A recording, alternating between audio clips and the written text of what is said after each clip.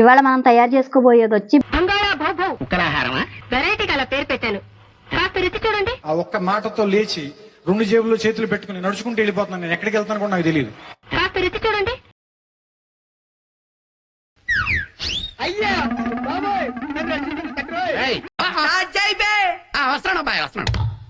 Hello hi అండి, welcome to my channel Devi village life. ఇవాళ మనం తయారు చేసుకోబోయేది వచ్చి బార్లీ గింజల పొడి పాయసం. ఆ పాయసం తయారు చేసుకోవడానికి ఏం ఐటమ్స్ కావాలో చూపిస్తాను రండి. కావాల్సిన వస్తువులు: బార్లీ గింజలు 1 కప్పు, పుచ్చగింజలు 1/2 కప్పు, పాలు 1 గ్లాసుడు, జీడిపప్పు 1/2 కప్పు, బాదం గింజలు 20 గింజలు, బెల్లం 1/2 కప్పు. నేను తేనె లేదని బెల్లం తీసుకున్నా, ఈ ప్లేస్ లో తేనె కూడా వేసుకోవచ్చు 1/2 కప్పు. పిస్తా పప్పు కూడా 1/2 కప్పు తీసుకోవాలి, కానీ పిస్తా పప్పు లేదని నేను తీసుకోలేదు. మీరు చేసుకునేటప్పుడు కంపల్సరీగా పిస్తా పప్పు కూడా వేసుకోండి.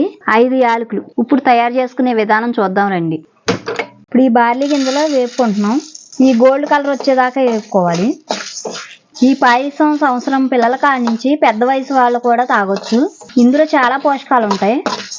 ఈ బార్లీ గింజల పాయసం చేసుకునే ముందు బార్లీ గింజలు శుభ్రంగా కడిగి ఎండలో ఆరబెట్టుకుని ఆరాక మనం ఇలా వేపుకోవాలి.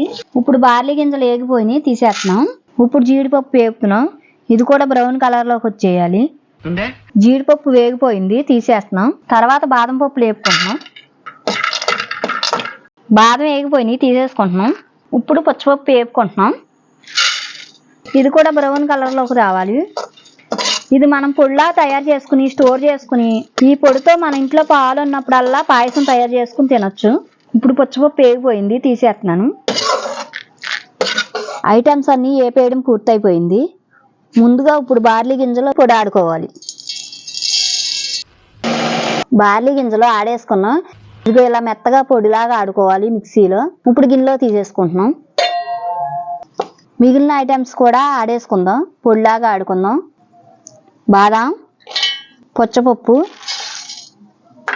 5 యాలకులు, జీడిపప్పు, బాదం పప్పు, పుచ్చపప్పు ఆడడం అయిపోయింది, మెత్తగా నలిగిపోయింది. ఇప్పుడు గిన్నెలో తీసేసుకుంటున్నాం.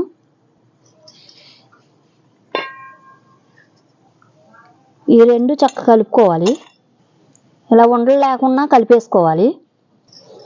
దీన్ని ఒక డబ్బాలో స్టోర్ చేసుకోవచ్చు. స్టోర్ చేసుకుని మనకు కావాల్సినప్పుడల్లా పాయసం కాసుకుని తాగొచ్చు. దీనిలో చాలా రకాల పోషకాలు ఉంటాయి. అవి మీ శరీరానికి చాలా ఉపయోగపడతాయి. కలిపేసుకున్నాం, ఉండలు లేకుండా కలుపుకున్నాం. ఇప్పుడు స్టోర్ చేసేసుకుందాం. నేను ఇప్పుడు పాయసం కట్టాకి పాలు పెడుతున్నాను గ్యాస్ మీద. పాయసం తయారు చేసుకుంటాకి ఈ గ్లాసులు పాలు తీసుకున్నాను నేను. ఇది మామూలు పాయసం లాగా కాదు. ఈ పాలు కాగే లోపల మనం ఇందాక ఆడుకున్న పొడి 2 చెంచాలు నీళ్ళల్లో కలుపుకుని పోసుకుని తిప్పుకోవాలి. ఈ కాగే లోపల మనం పొడి కలుపుకుందాం. ఆ ప్రాసెస్ ఎలా చేయాలో ఇప్పుడు నేను చూపిస్తాను. ఇప్పుడు నేను 2 చెంచాలు పొడి వేసుకుంటున్నాను. వాటర్ ఇలా పోసుకుని కలుపుకోవాలి. గడ్డలు లేకుండా కలుపుకోవాలి. ఇప్పుడు మనం గడ్డలు లేకుండా కలుపుకున్న పొడిని ఇప్పుడు పాలు కాగిపోయి పాలల్లో వేసి తిప్పుకోవాలి.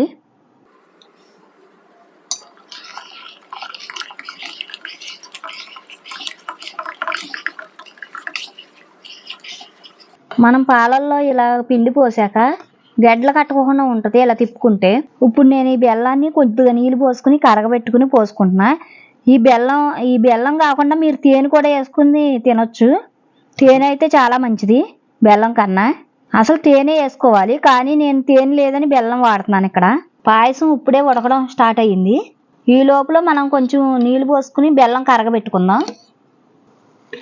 బెల్లం కరిగిపోయింది, పాయసంలో పోసేసుకుంటున్నాం బెల్లాన్ని. బెల్లం ఇందులో పోసేసుకున్నాం, తిప్పుకుంటున్నాం. ఇప్పుడు బార్లీ గింజల పాయసం రెడీ అయిపోయింది. ఏమన్నా డ్రై ఫ్రూట్స్ గార్నిష్ చేసుకోవచ్చు. వేడివేడిగా బార్లీ గింజల పొడి పాయసం తయారైపోయింది. రుచి చూసేద్దాం రండి. టేస్ట్ అయితే చాలా బాగుంది. మీరు కూడా ట్రై చేయండి ఈ రెసిపీని. సమ్మర్లో చాలా ఉపయోగపడుతుంది. అలాగే మీ హెల్త్ ప్రాబ్లమ్స్ కూడా తగ్గుతాయి. అలాగే ఈ వీడియో మీకు నచ్చినట్టయితే దయచేసి సబ్స్క్రైబ్ చేసి, లైక్ చేసి, కామెంట్ చేయండి, షేర్ కూడా చేయండి.